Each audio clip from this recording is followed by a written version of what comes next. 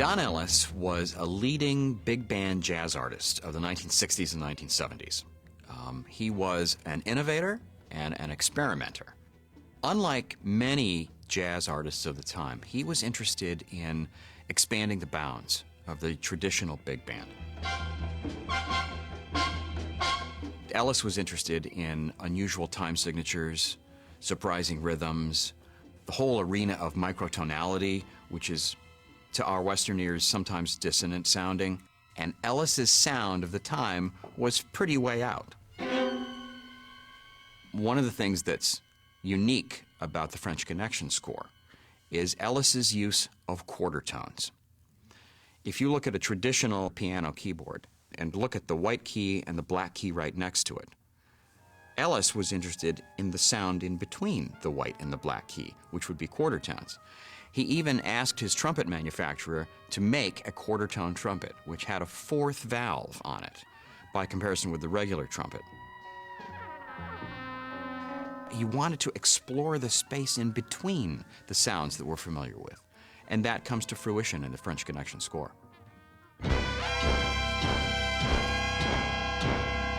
In the main title sequence, you are immediately set on edge because of that screaming brass, and not just screaming brass.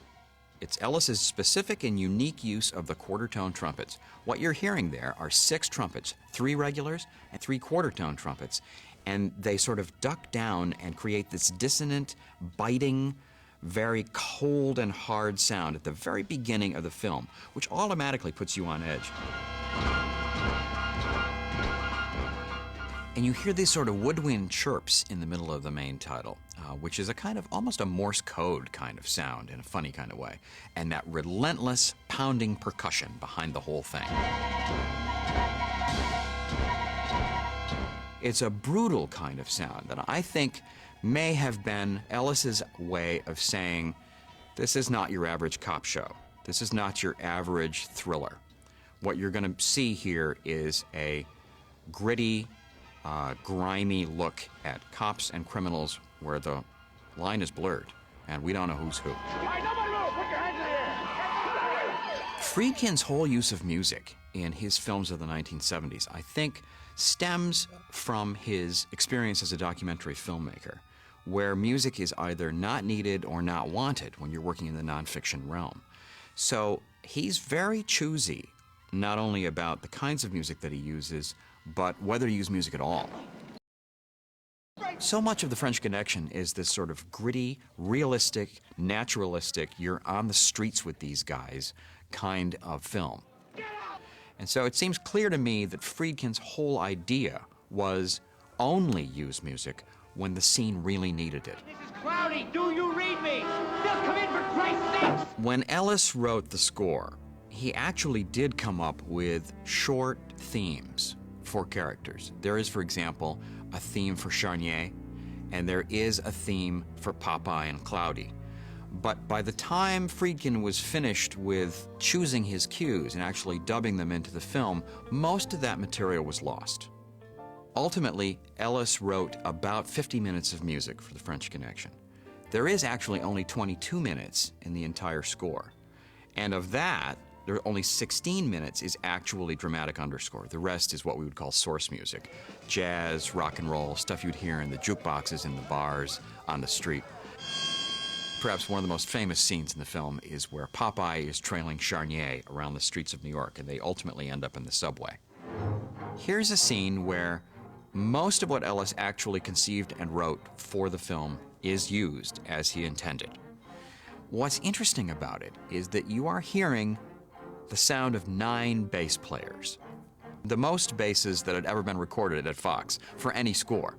And an interesting sound because they are again playing quarter tones, these sort of between the note kind of dissonances.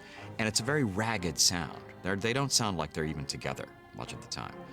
But that again is the concept of the score, which is to keep you on edge and to do something that is not exactly traditional. So you're hearing these 9 basses a part of the time, and you're also hearing a great jazzy piano solo midway through the sequence. But it's all part of Ellis's concept and Friedkin's intent to keep us off balance.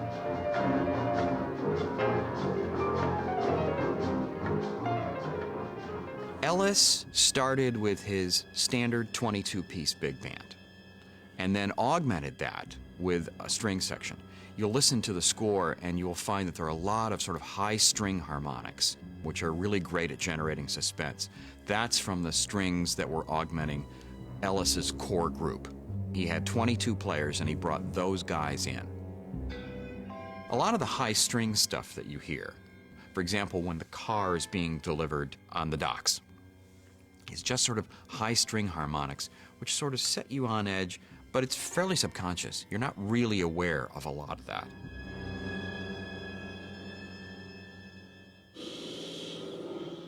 You know, we're guessing now. It's 40 years later. We don't really know.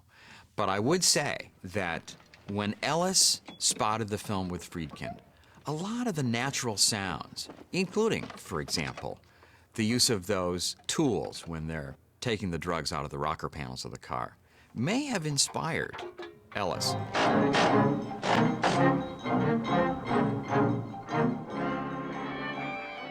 In the scene where Charnier is driving the Lincoln to that abandoned warehouse, what you're hearing is an amplified string quartet with lots of reverb going on, and it's this weird, otherworldly kind of sound.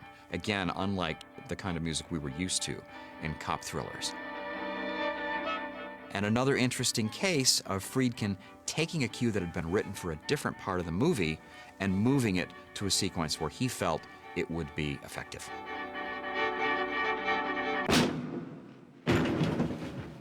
In the last couple of minutes of the movie, as Popeye and Cloudy are in that building searching for Charnier,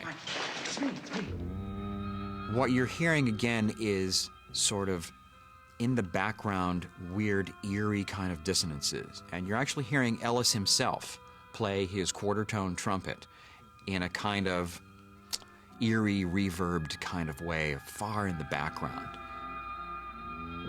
And that sound continues right through the cards where we're finding out what happened with everybody and into the end titles. It's all strange and a kind of otherworldly sound.